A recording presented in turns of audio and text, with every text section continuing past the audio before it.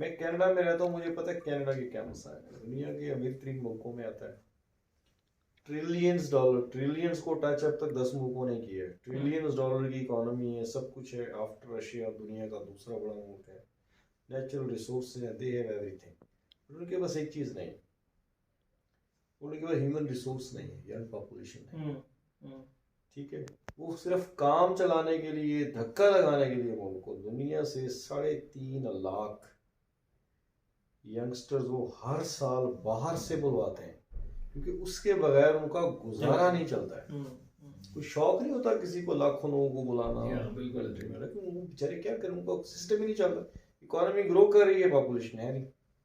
But तेरू in short, अब पाकिस्तान में human resource मौजूद है, सब कुछ है। मैं सीपेक को, गवादर को, जब हम कहते हैं ना ये लाइफ चेंजर है या गेम चेंजर है, it's a truth. Region is a part of BRI. BRI क्या है, इन्होंने आपको रोशनी डाली कि ये चाइना को पाकिस्तान में कोई छोटा सा प्रोजेक्ट नहीं कर रहा, ये तो एक ग्लोबल प्रोजेक्ट है, we are part of that. और हमारी लक इसमें ये है पाकिस्तान की कि Gwadar is part of Pakistan. अगर गवादर ना होता तो चाइना आता ही ना पाकिस्तान। सही, ठीक है ना, क्योंकि इससे गहरा समंदर रीजन में है। सिडनी से लेके ईरान तक आप पूरा चक्कर लगाए, ये सबसे ज्यादा गहरा है। दूसरे लफ्जों में कुदरत की तरफ से बनाई हुई एक नेचुरल बंदरगाह है, इसको बनाने की भी जरूरत नहीं है। बंदरगाह तो कराची में पहले ही थी, अगर चाइना को बंदरगाह ही चाहिए थी वो कराची वाली इस्तेमाल कर सकते थे, बट वो उनकी नीड्स को पूरा नहीं करता। ठीक है, और चाइना वर्ल्ड की सबसे बड़ी फैक्ट्री बन चुका है। ठीक है, अमेरिका से लेके कनाडा, यूरोप, अब किसी मुल्क में चले जाएं, चाइनीज प्रोडक्ट्स 80 to 90% जो अब सामान है वो है मेड इन चाइना। अमेरिका को मैं, ठीक है, अब सुपर पावर कौन है, कौन बन चुका है, वो यही है कि देखिए इकोनॉमी में जिसने कब्जा कर लिया वो है लीडर है, और चाइना ये काम कर चुका है। अब चाइना का सिर्फ जो इशू है ना सर, वो अपने सामान की तरसील का इशू, और तो उसको कोई इशू नहीं है। सामान अभी भी जा रहा है पूरी दुनिया में, लेकिन वो देख रहा है कि इससे बेहतर क्या हो, एफिशिएंट कैसे हो सकता है, एफिशिएंट। ठीक है, वो एफिशिएंट बनाने की कोशिश करे, और यही वो प्रोजेक्ट है जो उसको दुनिया की सबसे बड़ी ऐसी ताकत बना देगा कि दूसरा कोई कंट्री करीब भी नहीं आएगा। That's why they are spending trillions dollar. हम उसके बेनिफिशियरी हैं पाकिस्तान। ठीक है, हमारे पास कुछ था या नहीं था, हमें कोई $1 बिलियन उधार देने के लिए तैयार नहीं है, बट चाइना ने $60 बिलियन पंप कर दिए, आपके मोटरवेज बना दिए, हाईवेज बना दिए, आपकी ओरिएंट ट्रेन्स बन गई। हम तो अफोर्ड ही नहीं कर सकते थर्मल पावर्स बन गए, पाकिस्तान का सबसे बड़ा एयरपोर्ट बन गया, एशिया की सबसे बड़ी पोर्ट बन गई। चाइना कर रहा है, चाइना हमारे लिए नहीं कर रहा, वो अपना इशू है। तो इस वक्त सर जो अपॉर्चुनिटी है, व्हाई वी आर टॉकिंग, जो इन्होंने बात की, मैं यूथ की बात कर रहे हैं, real estate, definitely it's a real estate project. But इसकी अप्रोच डे वन से जब मैं इसको करने के लिए है, तो ये कि हम रियल स्टेट एंटरप्रेन्योरशिप की तरफ ले जाएं। वो लोग जो कुछ नहीं कर रहे, या तो वो प्लॉट खरीदे, एक इस सिस्टम का हिस्सा बने, इसमें ट्रेनिंग भी है, ऑन गोइंग कोचिंग भी है, गवादर के विजिट्स भी हैं। गवादर को आप लाहौर की रियल स्टेट की तरह ना लें। एशिया की सबसे बड़ी इंडस्ट्री अगले 10 सालों में सीपेक रूट और गवादर पे सर बनने जा रही है। पहले 10 साल जो अल्हम्दुलिल्लाह बड़े सक्सेसफुली कंप्लीट हुए, क्योंकि हम नेगेटिव बातें ज़्यादा करते हैं, पॉजिटिव साइड क्या है कि पहले 10 साल इंफ्रास्ट्रक्चर के थे। सीपेक डॉक्यूमेंट को समझना बड़ा ज़रूरी है। मैं 99 से गवादर जा रहा हूँ, मैं सीपेक को डेली बेसिस पे फॉलो करता हूँ, बट मैं इन्वेस्टमेंट के लिए 2019 में गवादर गया, 18 में मैंने विजिट किया, 19 से इन्वेस्टमेंट स्टार्ट की। मैंने रफ़ी ग्रुप की तरह पाम सिटी 2008 में शुरू नहीं की, ये फर्क है। 8 में सोसाइटी, क्योंकि पहला फेज ही 10 साल क्या है, इंफ्रास्ट्रक्चर। इंफ्रास्ट्रक्चर में क्या था, रोड्स हैं, हाईवेज हैं, ब्रिजेस हैं, एयरपोर्ट है, पोर्ट है, और ये काम उन्होंने सक्सेसफुली किए हैं। वो $40 बिलियन से ज़्यादा ग्राउंड पे खर्च कर चुके हैं। इस वक्त जो बजट है वो $64 बिलियन के आसपास है।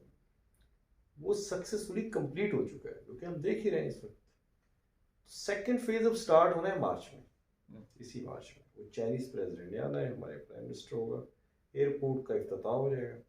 The biggest airport of Pakistan in Gwadar complete, why biggest biggest Karachi में होना चाहिए, लाहौर में होना चाहिए, इस्लामाबाद में होना चाहिए। इस्लामाबाद वाला तो चले लेटेस्ट है ना, बट इससे बड़ा बनाने की क्या जरूरत है, क्योंकि एक्चुअल बिजनेस सब वही फ्यूचर पोटेंशियल सही है, उसको सामने रख के बनाएंगे। इन शॉर्ट सर ये कि अब जो सेकंड फेज है वो इंडस्ट्री का है, लोगों ने मूव अब करना है।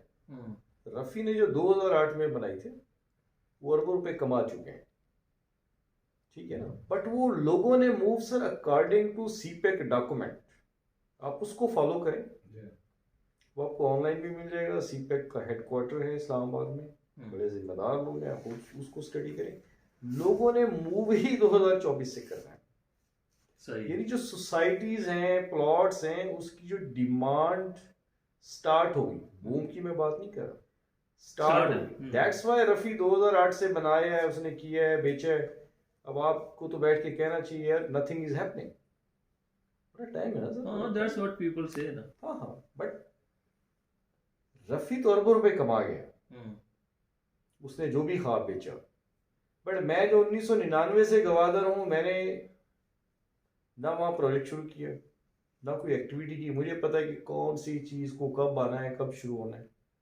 जब लोगों की मूवमेंट ही 2024 से स्टार्ट होनी है और 2032 तक, ठीक है ना, वो 3 मिलियन लोगों की मिनिमम मूवमेंट है 24 से लेकर 32 तक। ये सीपेक डॉक्यूमेंट है। उसकी वजह है ना भी एक सीमेंट फैक्ट्री ने जो लगना है, तो उन्होंने कहा इसके इर्द गिर्द 1.5 लाख लोग आबाद होंगे। इंडस्ट्रियल सिटी को चलना है तो 3 लाख लोग। ऑयल सिटी है, इसके सराउंडिंग में कितने जी 5 लाख लोग। एयरपोर्ट है, कैंट, अब कैंट की मैसिव कंस्ट्रक्शन अब चल रही है। लोगों ने मूव होना है 2 साल के बाद, आजकल कंस्ट्रक्शन चल रही है, तो लोगों ने तो मूव ही सर 24 से होना था। That's why we came now.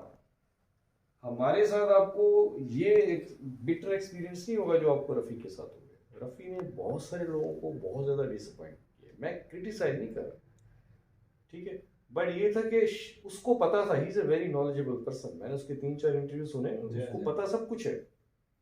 But फर्क ये कि उसने 25,000 रुपए एकड़ लेकर 35 लाख की कनाल बेच दी। 25,000 रुपए का एकड़ लेकर 35 लाख की कनाल बेच दी। वो अरबों रुपए कमा के फारिग हो गए, ठीक हो, उसकी बिजनेस स्ट्रेटजी।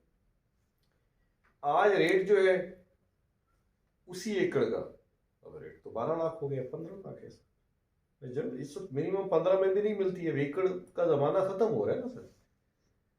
चेक कनाल आज भी ये आपको 18-19 की ऑफर कर रहे हैं, ट्राई टू अंडरस्टैंड आज भी। अच्छा, हमारा प्राइस स्ट्रक्चर भी, इन्होंने एक वेलफेयर की बात की, लोगों को साथ लेने की, तो हमने तो 5 मरले को डिजाइन ही ऐसे किया कि आज भी ऑटो रिक्शे वाला जो लाहौर में कहीं नहीं खरीद सकता, वो ग्वादर में ऑयल सिटी के सामने इंस्टॉलमेंट पे ले सकता है, ही कैन अफोर्ड। बट वो अफोर्ड ये 2 साल तो कर सकता है, 25 के बाद वो भी नहीं कर सकेगा। Know things will start changing, today he has opportunity, ठीक है ना। तो इस चीज को समझ, हम कोशिश ये कर रहे हैं कि बेरोजगार नौजवानों को इस तरह से अटैच करें, क्योंकि ऑन गोइंग ट्रेनिंग जो हमारा बिजनेस मॉडल है उसका हिस्सा बने। विद 0 इन्वेस्टमेंट 1 प्लॉट वो इनको बेचें, कमीशन बनाए, उस प्रोसेस का हिस्सा बने। और हमारा प्रोसेस टोटली डिफरेंट है, उसमें एनुअल कॉन्फ्रेंसेस भी हैं गवादर में, जो लोग एक्टिवली काम करें 3 डेज की, वी डिजाइन एवरीथिंग। उसमें ट्रेनिंग मैनुअल भी है, ट्रेनिंग्स भी हैं, ऑनलाइन सेशंस भी हैं, फिजिकल भी है। तो उसको उनको हम जो वो ओवरऑल रियल स्टेट है, not the plot, real estate समंदर का नाम है। और वाई गवादर, गवादर में भी अपॉर्चुनिटीज का एक समंदर है। ये आपको अगले 2 सालों में नजर आ जाएगा, क्योंकि अब इंडस्ट्री स्टार्ट होगी तो फिर सब कुछ। बल्कि डीलर्स के साथ भी आजकल हम मीटिंग करते हैं। मैं डीलरों को यहाँ लाहौर में कहता हूँ कि 2025 के एंड में हर वो एक्टिव डीलर जो बिजनेस को समझता है वो आपको गवादर में मिलेगा, ठीक है। This is the time. हम भी अभी आए आपके लिए, क्योंकि हमने पिछले 3 साल से तैयारी की है, जमीनें ली हैं, उसकी लीगल जो डिस्क्रिप्शन है, this NOC, we completed everything first. और मॉडल भी हमारा वही है कि हम फाइल वाले लोग नहीं। हमने तो टीम को सख्ती से रोका है कि हमारी प्रेजेंटेशन में फाइल का नाम नहीं आना चाहिए, वो फ्रॉड है, वो धोखा है। और कनाडा में कोई फाइल नहीं चलती। कंफर्म प्लॉट विद नंबर आज आपको मिलना चाहिए।